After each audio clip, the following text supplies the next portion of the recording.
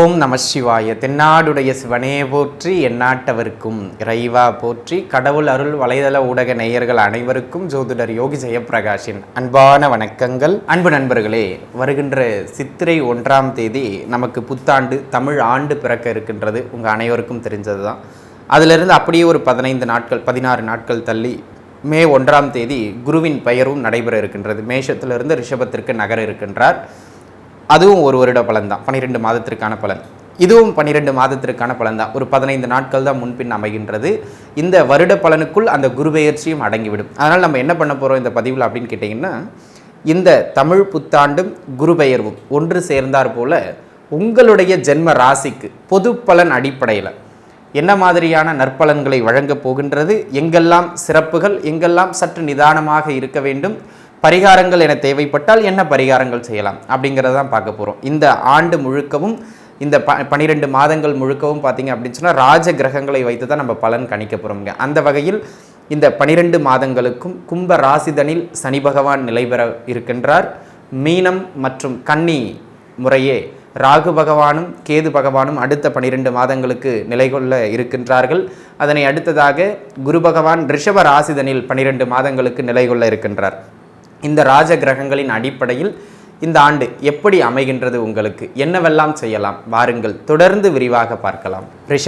ரிஷப ராசி நேயர்களே, எதிலும் சற்று ஆடம்பர பிரியர்கள், மகிழ்ச்சியாக இருக்க விரும்புபவர்கள், எதிலும் நேர்த்தியாக இருக்க வேண்டும் நினைக்கிறவங்க, வாழ்க்கைங்கிறதே வாழ்கிறதுக்கு தானே, ஜாலியாக இருப்போமே அப்படிங்கிற தாரக மந்திரத்தை கொண்டவர்கள், உணவு பிரியர்கள், புரியுதுங்களா, அந்த மாதிரியான ஒரு நல்ல மனிதர்களும் கூட, அந்த மாதிரியான ஒரு அமைப்புடைய எனதருமை ரிஷபராசி நேயர்களே, இந்த காலகட்டத்தை பொறுத்த மட்டிலும் உங்களுக்கு ஜென்ம ராசிக்குள்ளாக குரு பகவான் நகர்வு பெற்று அமருகின்றார்.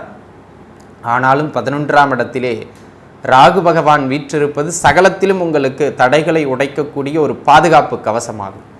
அந்த விதத்தில் கோச்சாரத்தை கண்டு நீங்கள் பெரிய அளவு பயப்பட வேண்டாம். ஜென்ம குருவாயிட்டே அப்படின்னு பயப்பட வேண்டிய அவசியம் இல்லை. 10ஆம் இடத்தே அமருகின்ற சனியும் 11ஆம் இடத்தே நிற்கின்ற ராகுவும் உங்களுக்கு நற்பலன்களாகவும் பக்கத்துணையாகவும் இந்த காலகட்டத்தில் இருப்பார்கள். சரிங்களா? ஆக அன்பு நண்பர்களே, முதல் அமைப்பாக வேலை வாய்ப்பு, சரியான வேலை வாய்ப்புகள் இல்லை அப்படின்னு இருந்தவங்க, இல்லை ஆல்ரெடி வேலையில் இருக்க என்னால் முன்னேற முடியல அப்படிங்கிறவங்களுக்கும் இந்த காலகட்டத்தில் பரவாயில்ல அப்படிங்கிற அளவுக்கு ஒரு நல்ல முன்னேற்றத்தை கொடுக்கக்கூடிய காலகட்டம், புதிய வேலை வாய்ப்புகளை ஏற்படுத்தி கொடுக்கக்கூடிய காலகட்டம்னு ஒரு நல்ல காலகட்டமாக இது அமைகின்றது. அதனை அடுத்ததாக பார்த்துக்கிட்டோம் அப்படின்னு சொன்னால் அன்பு நண்பர்களே, இந்த காலகட்டத்தில் உத்தியோக இடமாற்றங்களை எதிர்பார்த்துருந்தவங்களுக்கு, டிரான்ஸ்ஃபர்ஸ் எதிர்பார்த்துக்கிட்டு இருந்தவங்களுக்கு இந்த காலகட்டம் டிரான்ஸ்ஃபர்ஸ் கிடைக்கும். படித்த படிப்புக்கான வேலை வேணும் அப்படிங்கிறத விட இந்த காலகட்டத்தில் ஓரளவு பரவாயில்லைங்கிற மாதிரியான நல்ல வேலையை கிடைக்கும், பயன்படுத்திக்கிடுங்க. ஏற்கனவே இருக்கிற உத்தியோகத்தில் அந்த ப்ரெஷர் கூடுதல் ஆனாலும் அதற்கான சம்பளங்கள் உங்களுக்கு கிடைச்சிரும், பயப்பட வேண்டிய அவசியம் கிடையாது அப்படிங்கிறத நீங்கள் மனதில் வச்சுக்கிறீங்க. ஆக உத்தியோக அமைப்புகள் சார்ந்து ஒரு நல்ல காலகட்டமாக, பரவாயில்லை என்கின்ற காலகட்டமாக இது அமைகின்றது. தொழில் அமைப்புகளை பொறுத்த மட்டிலும் அன்பு நண்பர்களே, காலகட்டம் நல்ல மேன்மை, கடின உழைப்பு, உறுதியான முன்னேற்றம் அப்படிங்கிற மாதிரியான காலகட்டமாக இது அமைகின்றது. ஆக உழைக்க தவறாதீர்கள் நண்பர்களே. இந்த காலகட்டத்தில் தொழில் அமைப்புகளை பொறுத்த மட்டிலும் நீங்கள் என்ன ஒரு விஷயத்தில் கவனமாக இருக்கணும் அப்படின்னு சொன்னால், ஜென்மத்தில் குரு இருக்கின்றார். முதலீடு போடுங்க, உழைங்க, ஆனால் தவறான இடத்துல போய் முதலீடு போட்டுறக்கூடாது. அதில் தான் நீங்கள் நிதானமாக இருக்கணும். ஏன் அப்படின்னு கேட்டிங்கன்னா, ஜென்மத்தில் இருக்கிற குரு பகவான் பார்த்தீங்கன்னா எல்லா ப்ராசஸும் உங்களுக்கு 11ஆம் இடத்துல இருக்கிற ராகுவால் வெற்றி அடையும், எல்லா முயற்சியும். ஆனால் அந்த முயற்சியில் ஏதாவது ஒரு குழப்பத்தை குரு உண்டு பண்ணிக்கிட்டே இருப்பார். அப்படியே போராடி ஜெயிக்கிற மாதிரி இருக்கும். சரிங்களா? அதனால் நான் என்ன சொல்கிறேன்னா, தெளிவாக முடிவெடுங்க. இதான் நம்ம தொழில், இதான் இன்வெஸ்ட் பண்ண போகிறோம், இவ்வளோ காலகட்டம் தான் டார்கெட், கடுமையாக உழைக்கிறோம் அப்படிங்கிறத முன்கூட்டியே தெளிவாக முடிவு பண்ணிக்கிட்டு களத்துக்குள்ளே இறங்குறது நல்லது. சரிங்களா? அதனால் பெரிய அளவு முதலீடுகள் போடும்போது மட்டும் கொஞ்சம் யோசித்து போடுங்க. சரியான துறை சார்ந்து போடுறது நல்லது. சில தடைகளை தாண்டி, சில கடின அலைக்கழிப்புகளை தாண்டி நல்ல ஏற்றத்தை தொழில் சார்ந்து பெறுகின்ற காலம் இக்காலம். 10ஆம் இடத்துல சனி இருக்காருங்க. தொழிலில் நல்ல புழிஞ்சு எடுக்கிற அளவுக்கு தான் தொழில் ஓடும். சிரமப்படுறதுக்கு அல்லது எஃபோர்ட் போடுறதுக்கு நீங்கள் தயங்குறீங்க அப்படின்னு சொன்னால் வளர்கிறதுக்கான வாய்ப்பு குறைஞ்சி போயிடும். அப்போது இது ரெண்டுத்துக்கும் தயங்காமல் எஃபர்ட் போட்டு கடின உழைப்பை கொடுங்கள் நண்பர்களே. அந்த கடின உழைப்பு அடுத்த கட்டத்தை நோக்கி உங்களை வளர வச்சிடும் தொழில். சரிங்களா? அந்த விதத்தில் இக்காலகட்டம் நல்ல ஏற்றம் மிகுந்த ஒரு நற்காலகட்டம். மன சஞ்சலங்கள்லாம் வேண்டாம், தேவையில்லாத இடத்துல இன்வெஸ்ட் பண்ணாதீங்க.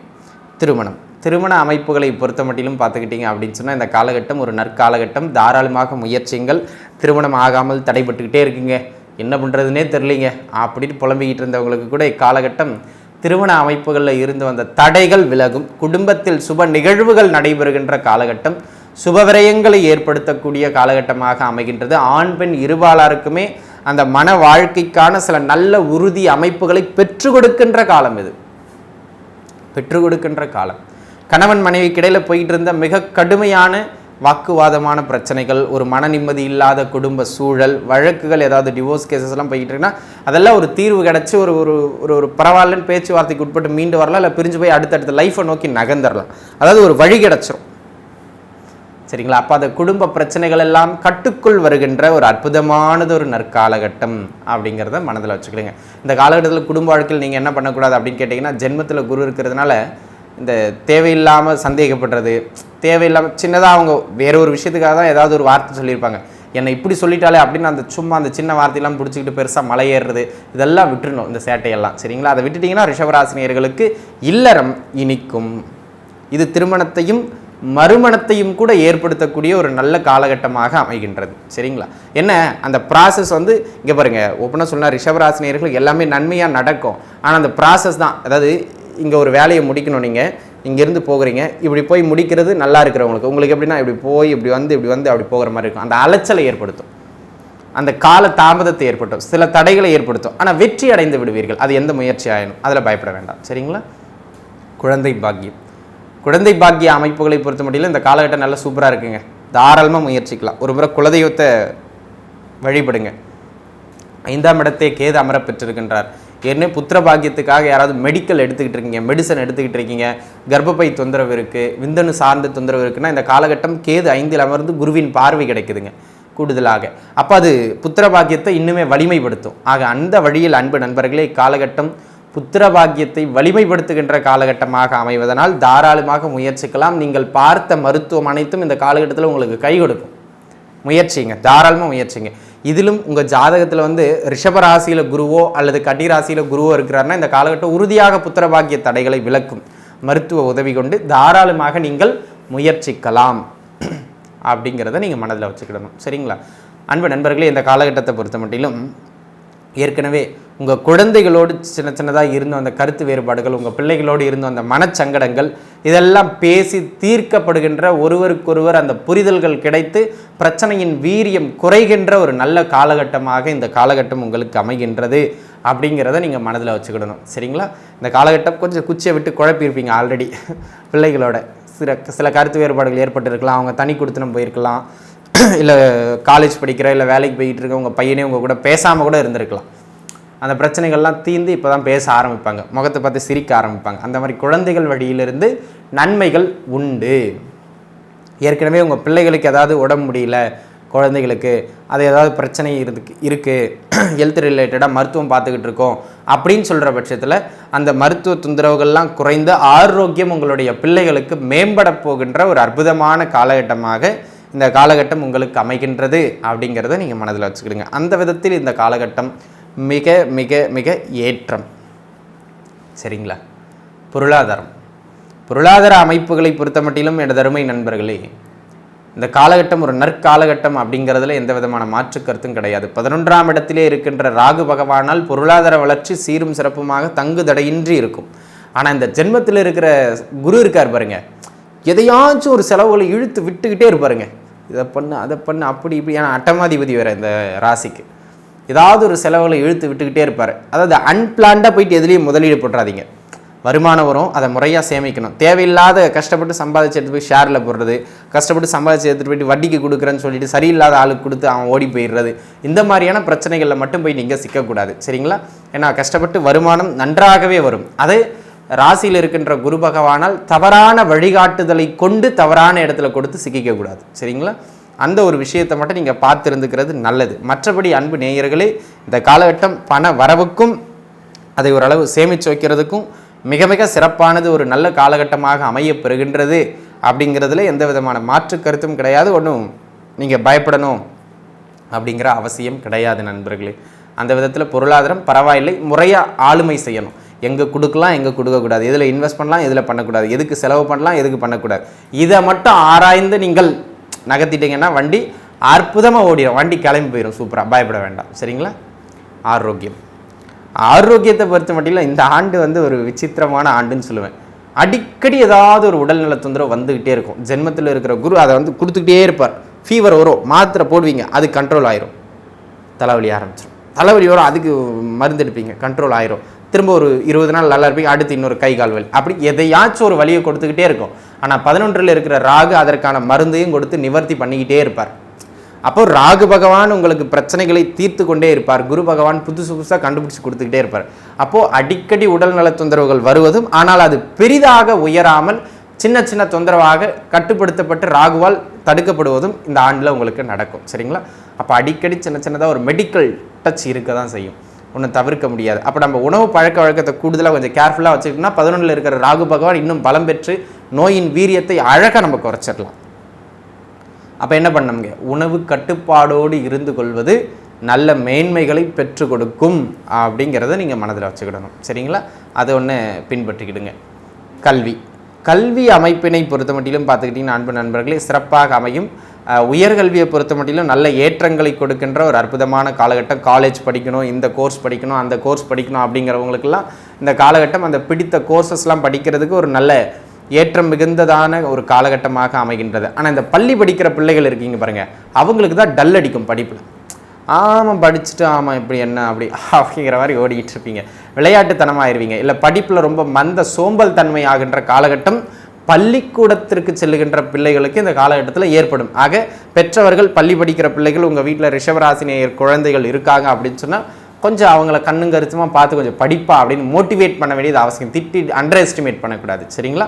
மோட்டிவேட் பண்ணணும் அவங்கள. படிப்பா படித்து பெரிய ஆகுப்பா, நீ ஆகாமல் யாருப்பா ஆக போகிறா அப்படிங்கிற மாதிரி ஒரு நல்ல மோட்டிவேட் பண்ண வேண்டியது மிக அவசியமான ஒன்று அப்படிங்கிறத நீங்கள் உணர்ந்து கொள்ள வேண்டும். சரிங்களா? அந்த விதத்தில் இந்த காலகட்டம் பார்த்துருக்க வேண்டிய காலகட்டம். பள்ளி படிக்கிற குழந்தைகளுக்கு உயர்கல்வி அது நல்லா சிறப்பாக இருக்கும், அதில் ஒன்றும் மாற்றுக்கிறது கிடையாது. சரிங்களா? இந்த வீடு கட்டுறது, சொத்து வாங்கிறது, இந்த மாதிரியான விஷயங்கள்லாம் இந்த காலகட்டத்தில் நடக்கும். ஆனால் சின்ன சின்னதாக கடனை ஏற்படுத்தி நடக்கிறதுக்கான வாய்ப்பு அதிகம்.